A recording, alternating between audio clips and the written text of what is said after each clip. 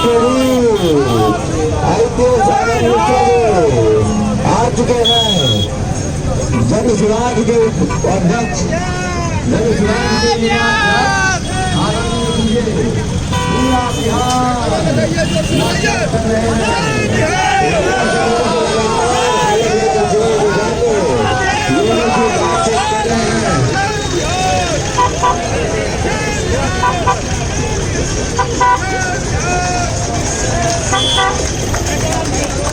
आपके बीच माल्यार्पण हो रहा है।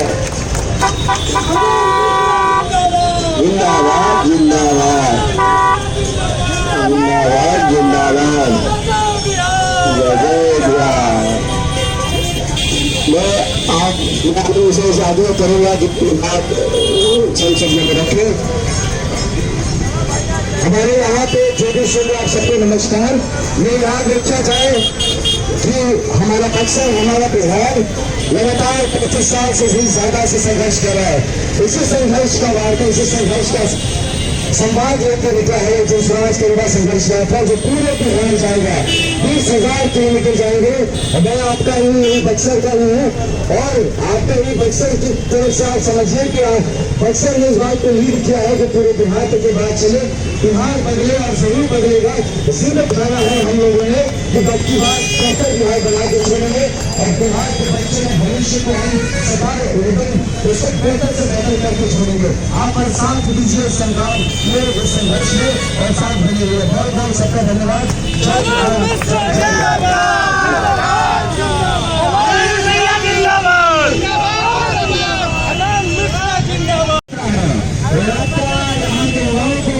बिहार में रोजगार दिलाने वाली यात्रा है। यहाँ के बुजुर्गों को कम से कम 2,000 रुपए का पेंशन मिले, इसके लिए यात्रा है। लेकिन अब की एजा के चुनाव हम नहीं लड़त, जो लड़ी हमने के लड़ाई जा और लड़ा के सही आदमी के अब की जितावे के बाद सही पार्टी चुने के बाद ये जो राजद पार्टी बा, राष्ट्रीय जनता दल का करेला रुआ के किरासन के तेल जैसे जरावा था, जरा के अपना घर में उजाला करता रहे। लालू जी अपना बेटा के मुख्यमंत्री बनावे खातिर लागल बाड़े, नीतीश जी बाड़े के मोदी जी के हाथ मजबूत करता रहे। सुनी यह हाल बा दीदी। और इसे बसपा के पार्टी आई कभी तो उनका करी के हाथी छाप लेके आई, रौरे छाती पर हाथी चढ़ा देता। क्या करता, केकर भला करता। हम देखा था नहीं भैया, ये धूल फाकत आवा था नहीं रास्ते में तो नहीं क्या बना। देखिए ये नो अपराध भाई तो रौरे गाँव के हवन कहीं क्या हवन तो यही से ये सब बदले के बाद दीदी, ये सब बदले के बाद भैया हम जाना था नहीं 20-20 देखिए ना चाची ये सब सुन एक उपाय बा, एक उपाय ये बा दीदी, ये उपाय बा कि सही आदमी चुनल जाए। अब की बार सही आदमी चुनल जाए। हमने के फेर आई जा जब आई अब हमने के खड़ा होता नहीं मालूम, कौन चिन्ह मिली है नहीं मालूम, तो हमने फेर आई जा आके हुआ के बताए जा। अगर साचो तब लागी बात कही जाए, बैठ के बतियावल जाए। अगर लागी कि हाँ ये लोग के अगर आपकी वोट दियाई तो हमने की सब जितना दिक्कत परेशानी बा सब ठीक हो जाए तो फिर हमें वोट दे। लेकिन झूठ बोल के ना वोट दे। हम खुद अपन नौकरी चाकरी छोड़ के आये वाली, हाँ झूठ बोलब जा। लाइन के माफी होई, रास्ता बनी, ये सब चीज होई, ये सब होई, लेकिन जो सही आदमी है कम में होई। ऐजा बाकी रोड़ा सबसे के कहां से घुसखोरी में पैसा निकाल सके, गरीब के और गरीब बनाए पर लागल वालों के लोग। जब जाके देखिए नीतीश कुमार जी आवत अली बक्सर और आप छोट मोट काम हो तो पूरा हो हाथ ना फैला पड़ी क्यों क्या आगे। साथ ही हमने की जो लड़का बेरोजगारी के शिकार वालों बाहरी जाता हुए ड्यूटी करे खातिर, हाँ बड़ सुनो यही खातिर हमने के व्यवस्था करता नहीं जा जन स्वराज पार्टी से कि राउर खैला के 10-12-15 हजार की नौकरी की व्यवस्था ये बक्सर जिला में करा दिया है कि सवेरे जाए काम करे, साझी का परिवार लेके वापस आए। गुजरात और पंजाब अब जाए के ना पड़े, ना जाए के पड़ी बड़ी अब। हाँ तो ये सब यही से आंसू नहीं। अब महिला जन सब बानी जानो रोगो सबके हाथ मजबूत करके कैसे करब जा कि अभी जीविका में जाते नहीं पैसा लेवे, मान लीजिए सूद पर तो 2 रुपया सैकड़ा के सूद मिलता हर महीना। मैंने रोगा अगर 1 लाख रुपया ले लेनी तो 2,000 देवे पड़ी हर महीना, कहाँ से दे। तो ये जन स्वराज पार्टी राउत से ये चीज बेहतर करे जाता। लेकिन वही से सस्ता ऐसे देखा तो 24% के मैंने कि अगर 1 लाख रुपया ले लेनी तो सालाना में 24,000 रुपया और लागी ब्याज। आइए जन सुराज आवत अब ना दे पाई वो कहां से दे, वो करब कैसे? जन सुराज महिला के हाथ में पैसा दे ही आई कही कि पैसा से चाहे अपन रोजगार शुरू करी और चाहे वही पैसा से घर के लड़का चाहे मर जे वालों पैसा से रोजगार शुरू करके घर के गरीबी से बाहर निकालस। ई व्यवस्था करता नहीं जा, किसान कैसे मजबूत होए ये पर हमनी के काम करता नहीं जा। तो यह सोचिए वो जन सुराज पार्टी ऐसा पार्टी बन के आवा था जेके जात पात के बात नहीं करत ही ना बोले कि तू हमारा जात के हम बहुजन है तो तू बहुजन हवा तो बहुजन के हाथिये पद, तू यादव हवा मुस्लिम हवा तो जाए राजदे पद, तू भाई बहुत बड़ा हिंदू वाला तो चलो भाजपा पद, तू बहुत बड़ा भाई जात के मानता हो तो चलो जदयू पद। ये सब कहाँ बात करता नहीं, हमने के क्या बात करता नहीं जा। बच्चा के शिक्षा कैसे अच्छा हो, बात करता नहीं जा कि लेकर के हमने के नौकरी चाकरी कैसे हो, घर में पैसा कैसे आए, महिला के हाथ मजबूत हुई, घर गरीबी से कैसे बाहर निकले। हमने के जो बुजुर्ग बा उनका पेंशन 400 से बढ़ा के कम से कम 1000 कैसे कर जाओ। बात करता नहीं कि हमने के किसान कैसे मजबूत हुई। तो वैसा पार्टी से मेरे सब जुड़ी जो रउना बारे में सोचता जात पात में लिखे बरावत वो कोनो जात के हुई, भूख लगी तो सबके लगी, ये थोड़े बाकी हर जन के भूख ज्यादा लगी या पंडित जी के कम लगी।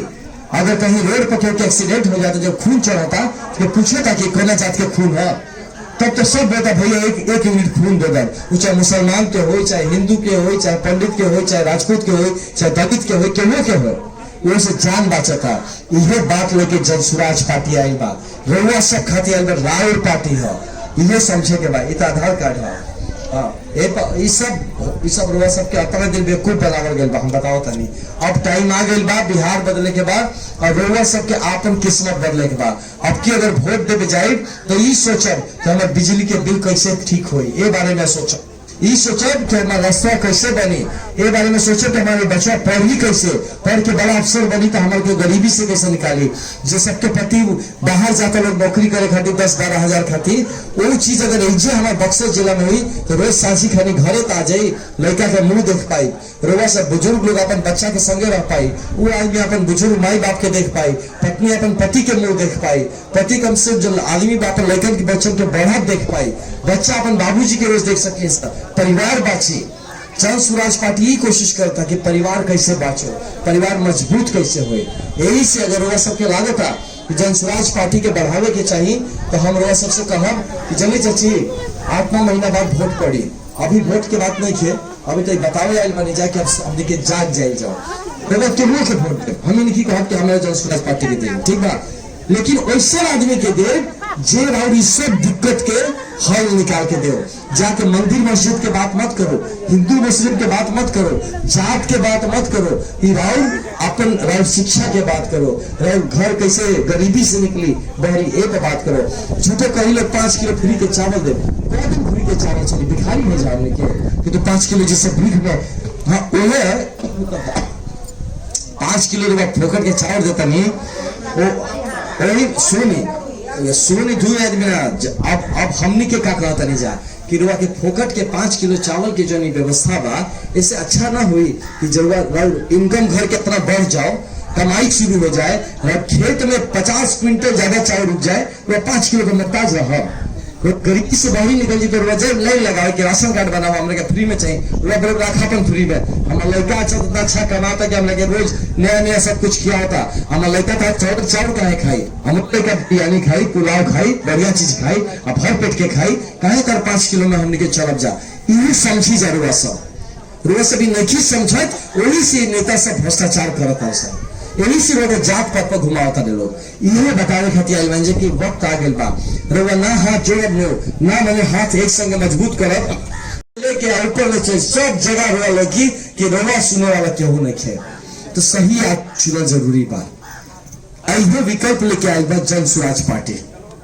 अगर वो लागत अच्छा छी कि जन सुराज पार्टी का है लड़का संघर्ष जो करता से काहे करता है ये सोच के कि भाई हमने के 20,000 किलोमीटर घरे घरे जाके सबके जोड़ब जा, बताई जा कि अब की चुनाव में वोट डालो कि जन सुराज पार्टी के सरकार बने। अगर जन सुराज पार्टी के सरकार बन गई भैया तो हमने के सब लेकर के किस्मत बदल जाए, हमने के अपने घर परिवार हमने के गरीबी से निकाल ले जा। हमारे बाबूजी माई जो बुजुर्ग बालो वो लोग खातिर 2000 के पेंशन मिल जाए। हमारे बड़ भैया खेत में काम करके मुश्किल से गुजारा करता उनका खेती चमक जाए। तो भैया उस हमने के 20,000 किलोमीटर तारा संग हमने के चला तनी जा कि हमने के बिहार बदली तो हमने की किस्मत हमनियों की किस्मत बदली। ये बात रवा समझी हिसाब से तो रोवो सबके संघर्ष करे चाहिए। रोवो जा जाके दूसरा गांव में बोले चाहिए, पूरा गांव घूम के बोले के चाहिए एक संगे जुड़े लोग हमने के अब की बार अपन सरकार बनाई जाए। नेता के बेटा खातिर हमने के वोट ना दे जा, अपना बेटा खातिर वोट दे जा। अपन बिजली के बिल हमने के चमके वो खातिर वोट दे जा, ना कि हमारे नेता के बड़ा बड़ा मकान बने बंगला बने वो खातिर वोट ना दिया। हमनी के जो स्वास्थ्य के व्यवस्था हो एक खातिर वोट दे जा। नेता अपन बड़ बड़ गाड़ी किन के में घूमे लोग वो खातिर वोट ना दे जा। ये बात समझे के बाद समझावे के बाद यही खातिर अपना हमने की मेहनत करता नहीं जा। तो अगर वो लागत कि सपोर्ट करे चाहिए तो एक बार लेकिन के आशीर्वाद दे, मनोबल बढ़ाई। हमने के कोई नेता के जयकारा न लगवाई कि बोली आनंद मिश्रा जिंदाबाद ना, ये प्रशांत किशोर जिंदाबाद ना, यो ना बोलो कि जन सुभाष पार्टी जिंदाबाद बोला, यो ना बोलब है। लड़का जन बारे सब बिहार के नाम पर चलता रहे, सब अपने धरती के माटी के माई के नाम पर चलता लोग। तो हमने के अपन माई और माटी खातिर तो जयकारा लगा सके नहीं जानो, जय बिहार तो बोल सके नहीं जानो। हम कोनो नेता के जयकारा में देखे, कोनो धर्म भगवान कोनो जय अपन जमीन के माटी के। तो हम कहीं जय बिहार तो वैसे दोनों हाथ उठा के लैकन का आशीर्वाद देव और कहब जय जय बिहार। दो बार बोलब हम कहब एक बार जय बिहार तो वह दोनों हाथ उठाए लैकन के मनोबल कितना बढ़ी। 20,000 किलोमीटर जाए एक बार, अभी 8 गो जिला भर 30 गो जिला और जाए एक बार। तो वैसे दोनों हाथ उठा कहब राउर लड़ाई लड़ता ऐसा लड़का रोगा तक कि अपन घर परिवार देख सकी हो, अपन घर परिवार हम छोड़ छाड़ के घूमत नहीं जा। तो दोनों हाथ उठाई कहब जय जय बिहार। सब लोग जय बिहार, जय जय बिहार कहे के बाद जय बिहार, जय बिहार, जय बिहार। बहुत बहुत धन्यवाद रहे सबके। ये जोश रखब, याद रखब जन स्वराज पार्टी के नाम याद रखब कि आनंद मिश्रा आयल रहन हमने गाँव में और बता के भैया गई बनी पेंशन मिली। हम कहा था नहीं लोग, लेकिन जब सरकार ने मना पेंशन मिली पहले तो हम घूमते रहे। जी भैया बहुत धन्यवाद बाबूजी, जी बहुत धन्यवाद बाबूजी। बाबूजी का ताली बजा लो यार। जी बाबूजी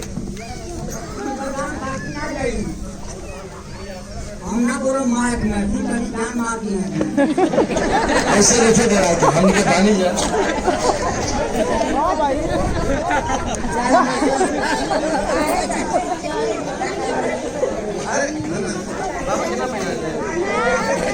देखिए बाबा, देखिए पहना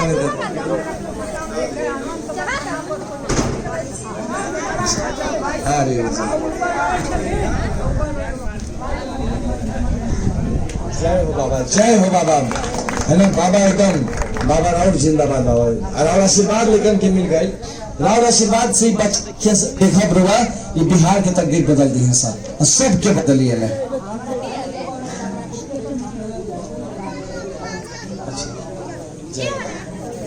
हम नहीं करब जा, हम क्या बाटे प्रहलाद यही रावे गांव का लड़का होगा अनु इनकी जिम्मेदारी दिया इनका भाई देखा अनु एकदम हम क्या जा हम तेजे बानी कहा।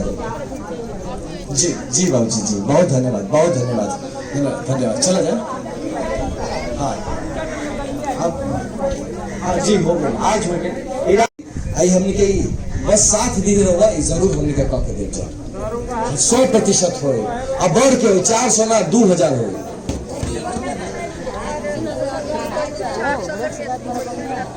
देखिए कि हाँ ये बात बिहार के नाम रोशन हो लेकर के दिखा हमारा इन्हें बताओ खाती अभी आई बनी जा हमने संघाता कोई दूसरा लेकर बारह लोग मोटरसाइकिल 100 मोटरसाइकिल बा जानते नहीं हमने के 20,000 किलोमीटर का जा अपन क्षेत्र खाती करे के बाद बिहार खाती करे के बाद ऐसा निशा लड़का अगर गाँव से निकलता लोग तो बाकी जितना भाई लोग डालो सबके हम चुनौती देता नहीं बात पे कि यार आरके सिंह सर के मतलब क्षेत्र के कलो लड़का हो लोग कहाँ गए अंदर के खून काहे नहीं गरम हो कब ले इसे गरीबी में रह जा कब ले शिक्षा में रह जा कब ले चाची आके हमरा के बोली है कि बबू हमारे पेंशन नहीं मिलत कब ले दुधिया आके कहिए कि हमारे बिजली के बिल के हालत देखा का हाल हो गई बा 10,000 20,000 रुपए बिल कैसे हम अनहार में रहता नहीं जाए कब ले बताओ, आखिर कब ले हमने के हुई कि पढ़ाई करे खातिर भी घर में पैसा अगर बात आने लगे तब तो लगे स्कूल नहीं बढ़िया पढ़े वाला। घर में अगर पैसा बढ़लो बा तो वो कहीं बीमार पड़ी तो जा टंगात हॉस्पिटल जाए से पहले ही रास्ते में प्राण त्याग दी। तो सोचिए हमने के कैसे दुर्दशा में रहता नहीं जा कि का अमीर और का गरीब दोनों के प्राण रास्ते में निकले, हॉस्पिटलों ना पहुंच पाई जा। यही व्यवस्था बदले के प्रयास बा जन स्वराज पार्टी के। हतरा पार्टी के नाम सुनी नो कहे गई मोदी जी के नाम पर वोट दे दो। मोदी जी पूछे अले हाँ कहाँ पढ़ा था, अले आप पूछे कि बिजली के बिल हम भिजवा देता नहीं चाची तो हमारा नाम पर मोदी जी नाम पर भी दिले रहे वोट। अच्छा लालू जी पता रखा कि भाई ना उल्टा में भाई दुल्लापुर के लड़का के रोजगार नहीं खे तो काम करे तेजस्वी तू पहले जब का रोजगार देता तेजस्वी बोलते हाँ बाबू जी हम भाषण तो देते बानी रोजगार के वो कराई कहाँ से, हमरा तो बुझाते नहीं के, पढ़ा लिखा खुदे नहीं के, हम बुझाते नहीं के, इस सोचना कैसे दिया हुए नहीं के। छोड़ा ना भाषण दे के काम कर जाए, हम पहले मुख्यमंत्री बनी तब अपन तनी दो चार प्रॉपर्टी बढ़ावल जाए। यही चलता, यही समझे के जरूरत है सबके। अब की जो लोकसभा चुनाव भइल रहे 1 जून के भले चुनाव सांसदी वाला और हमू खड़ा रही, अगर याद हो तो एसपी अपन नौकरी छोड़ के आयल बड़े से छाप रहे तो यह विचार से आयल रही कि एकदम हमने के क्षेत्र के विकास कर जब, लेकिन आदमी के ना चाहिए। आदमी मोदी जी के वोट दी है, आदमी लालू जी के वोट दी है, आदमी जगदानंद जी के वोट दी है तो दम जाके ले जाए बचवा के ले जाए कराई हो जाए, दाम देखी कितना होता। यही से अब मौका आ गई बा जो जन स्वराज पार्टी बा जो बनौले वाले उनका नाम है प्रशांत किशोर। तो प्रशांत किशोर जी जो रोहतास के रहे वाला हवन लेकिन पलल बढ़ल एजे बारे बक्सर है, उनके बाबूजी डॉक्टर रही है जा हनु हाँ देखिए चिंतो बाड़ी के श्रीकांत बाबू जी के रही लड़का तो वो उम्र आगे बढ़े सोच की वो अपन सब कुछ छोड़ के काम धंधा ब्लॉक गिल बाड़े ना भैया ये बहुत हम मोदी जी खातिर काम कर लेनी बहुत हो गई कि अब हमने के नीतीश जी खातिर काम करनी और हमने के अपन बिहार खातिर काम करब जा। अब हमें खातिर ना काम करब कि केहू के लड़का बड़ बने, अब ऐसे काम करब कि हमने के गांव के बिहार के लड़का बड़ बने सब ई मेहनत करे खातिर आइल बन जा। देखी हालत देखी दादी माँ आके चल लिखी सोची का मैंने कैसे बताई कहा तारी पूछे नहीं चल खड़ा नहीं क्यों दादी कहा तो हमारे हो जे बेटा न सचे ये रउआ सब होई इमा सोची जवानी ना रही ऐसा ही रउआ होई व्यक्ति ये लड़का लोग जवान बड़ा सबके ही भोगे पड़ी अगर ना सुधरब जाता सबके जीवन में टाइम आई तो धन के दादी भोगली इनकर नातियों भोग से जरूरी बा बदल सकेला। ये बदले खाती भैया 20,000 किलोमीटर लेकर जाता रिजल्ट तरीका है ये पैसा मिला था लोग पूछी तो केकरा पैसा दिल बताओ पैसा सब मिलल बा उल्टा अपने उल्टा लगा के पैकेट से लेकर घूमत रहे लोग काहे कि सोचता लोग कि भैया तू व्यवस्था अगर बदल दे लोग व्यवस्था बदल जाये हम लोग के जीवन सेट हो जाये हमारे परिवार गरीबी से निकल जाए हमारे माई बाबू जी अब तबीयत खराब हो तो टंगले ना मर जाए हैं हमरो को भविष्य हो हमरो एगो इंसान के जीवन जी सकब ए से निकलल बाड़े लोग लेकर हमनी के जे बानी जे गाँव है देखिए सब लोग तो लड़ाई नहीं खेल सक अपने भाई घर परिवार देखे के बाद तो जो लड़ा तो ओकरे के तो सपोर्ट कर जाओ ये सांचो अपन छोड़ के लड़ा था जो कुछ मिली ना ये इन लोग के ख्वाब बस सपना बता बिहार बढ़िया बन जी भैया तो हमनियों के बढ़ जीव जा हमनी के गर्व से कहब जा कहीं जाए जाता कि हम बिहारी हैं। आज बिहारी कहे तो आदमी गाली दे वाला बहरी जाए तो कहे ना देखिए तब कहीं तब थोड़ी बोले कि अच्छा बाबू साहब हैं पंडित जी हैं दलित ना तब कहे बिहारी भला बिहारी दिखाई नहीं देता तेरे को ऐसे बोलो से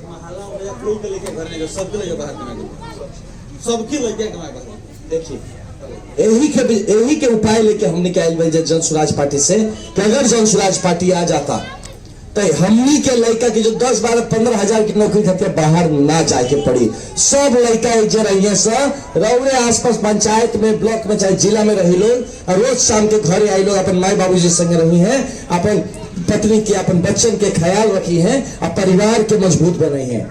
ई प्रयास करे निकल जन स्वराज पार्टी सब लड़कन के अपनी के वापस बना ले जबकि छठ पूजा में अगर अतकाल जी के क्यों बाबू बाहर ना जाए सब इजे रही बिहार बनावे तनी जा तोहरे इजे कंधा लगा के बा गुजरात में फिर बनावे के तारा खाती मोदी पानी पंजाब में फिर बनावे के ओकर खाती आजाद नहीं बोलो तारा बनावे के बा बिहार के लड़का बिहार में रही बिहार में कमाई अब बिहार के आगे बढ़ावे में अपन परिवार के आगे बढ़ावे में काम करी ई प्रयास लेके आयल जन स्वराज पार्टी हो चाहे वैसन हो चाहे हो। हाँ हाँ हाँ हाँ जी जी जी देख लो अच्छे बस तो उहे हवा उनके पार्टी अब तो घर के बात हो गए। हाँ तो हमने घर के सब आई जा तो अब की बार जब चुनाव आई वोट के देखी बोले आयल अभी समझावे आयल बने कि अब समझी बात के कि अब जब चुनाव आई तो हमने के जात पात पे वोट ना दे जा, अब हमने के कोनो तरह के धर्म के नाम पे वोट ना दे जा, अब कोनो बेवकूफ बनावे में पैसा बटिए लो साड़ी बटिए लो ये सब में केहू ना जाए। अब की हमने के वोट दे जा अपन बच्चन के बेहतर जीवन खातिर, अब की वोट दे जा बुजुर्ग खातिर। जय तो अच्छा देखिए अब हमने के चाची आशीर्वाद देता खातिर तो हम चाहते हैं कि अगर लड़कन के सबके आशीर्वाद दी एक बात खाली याद रखब जाए हमने के अपन छोड़ छाड़ के सब आइल बनी नौकरी चाकरी तो विजय खातिर ना बिहार बदले एक खातिर आइल बन जा इन रोवा सब पीछे मत हटब मत पीछे हटब कि हमारा एक बार हो चुकल बा। हम एक बार घूम घूम के बोले रही पंकज भाई कि भैया 7 दिन हम बनाना चाहते हैं लेकिन लोग लास्ट में हाथ खींच लेना तो अब हम नहीं लड़ा चुनाव फिर बता दी हम अपने खातिर नहीं मांगे आई कि हम चुनाव नहीं लड़ती हो जान जाए जे चुनाव लड़ी अच्छा आदमी लड़ी और जे चुनाव लड़ी वो बिहार बदले में हम किस्मत बदले के काम करी। हम खातिर खड़ा बनी कि बिहार बदले हम अपन किस्मत बदले नहीं आई हमारे तो किस्मत सेट हो गए तो आईपीएस अफसर रही हमारे क्या किस्मत बदले के रहे हम तो छोड़ के आई बनी यहाँ पर। तो वही से रवा सब एक साथ रह और रवा सबसे आग्रह करब कि कोनो जयकारा लगवाई वाले नेता के नाम पार्टियों के नाम बिहार के जयकारा लगवाल जी। हमने के जो धरती बा हमने के जो माई हमने के धरती अपन माई की जयकारा लगाओ जा अपन माटी के जयकारा लगाओ जा और अब जयकारा ना है सब पूरा टीम खातिर आशीर्वाद हुई तो धरती माता के गोल लगब जा और कहब जय बिहार। तो अगर कहीं जय बिहार तो सब आदमी एकदम दिल से कहब मन से कहब ये बफेर बोतन ये रविकांत सिंह जी के धरती है ये में जन शहादत बा जन ताकत बा वो आवाज में गूंजे के चाहिए। हम कहीं जी देखिए तो हम कहीं जय बिहार तो सब लोग कहीं जय जय बिहार 2 बार जय बिहार जय बिहार और दोनों हाथ उठा के कहा तो सब लेकर के आशीर्वाद मिले। 20,000 किलोमीटर जाइए लोग 20 किलोमीटर ना 20,000 जैसे दिल्ली जाए तो 800 किलोमीटर बाद 800 बार और सोचिए हमने के 25 बार दिल्ली आई गई करता है मोटरसाइकिल पर वो गाड़ी में ट्रेन में या फ्लाइट में ना मोटरसाइकिल पर हालत खराब हो जाता लेकिन कभी मेहनत करब जा बिहार बदलब जा। वैसे अपन माटी के सम्मान में बिहार के सम्मान में लेकिन का आशीर्वाद खातिर हम कहीं जय बिहार दोनों हाथ उठा के हमने के दुल्लापुर की जनता कहीं जय जय बिहार जय बिहार जय बिहार जय बिहार।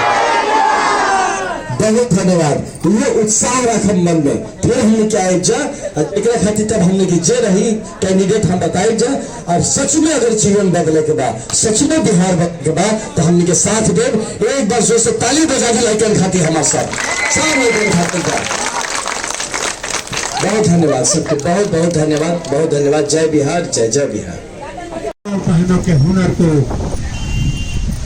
संवारने की यात्रा है उनको प्रोत्साहित कराने के लिए 4% सालाना के सस्ते ऋण उपलब्ध कराने की यात्रा है।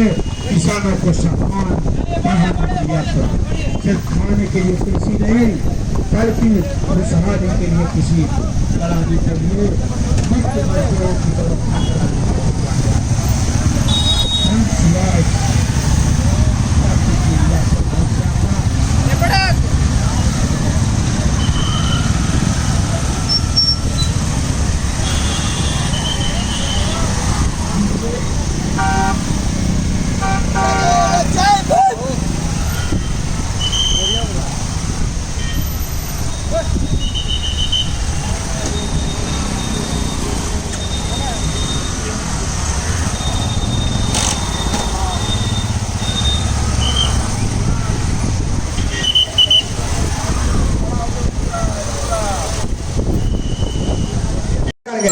मोदी के बारे में नहीं आप अपने बच्चे के बारे में सोचिए, आप लालू के बारे में नहीं अपने बच्चे का मुंह देखिए जब क्या कर रहे हैं। वो जिंदगी भर लूटे हैं और जिंदगी भर लूटेंगे। आप इस बार कि हम क्या करेंगे।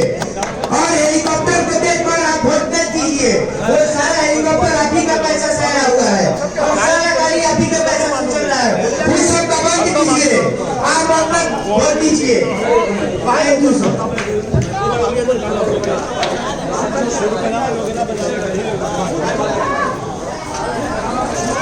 कोई ना चाहिए, कोई ना चाहिए। परिवर्तन होगा, सबका समर्थन होगा, नया बिहार परिवर्तन होगा। ऊंच नीच का भेद नहीं होगा, जनता का राज। ये जनसुराज, ये जनसुराज, ये जनसुराज जन जन, ये जनसुराज, ये जनसुराज, ये जनसुराज जन जन, जनसुराज, जनसुराज, जनसुराज जन जन, जनसुराज, जनसुराज, जनसुराज जन जन।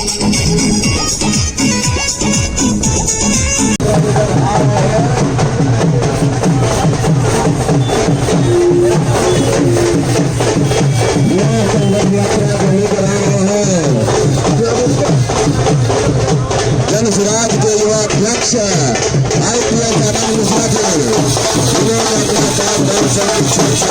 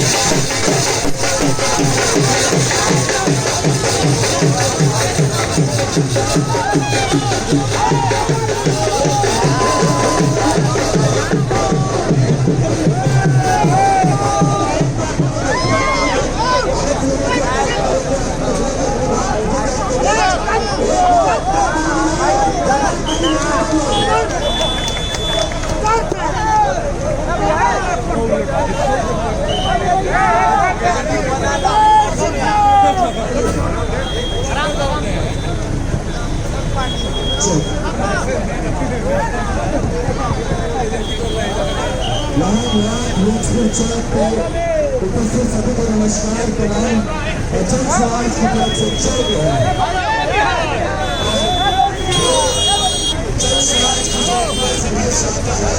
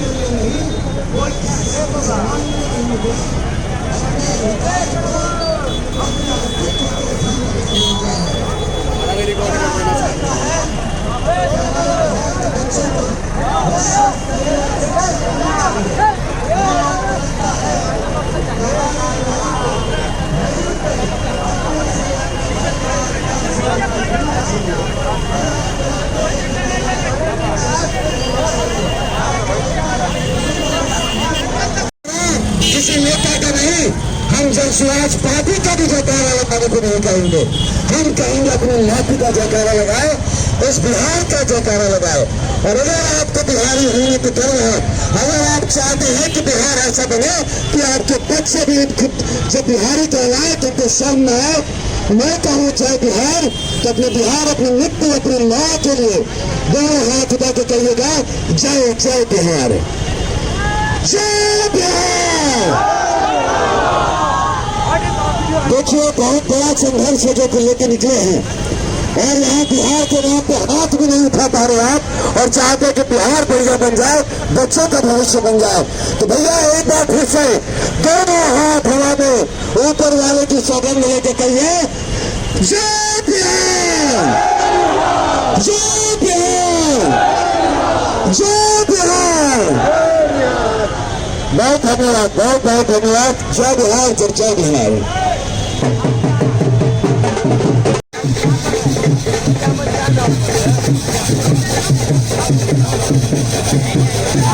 Thank you.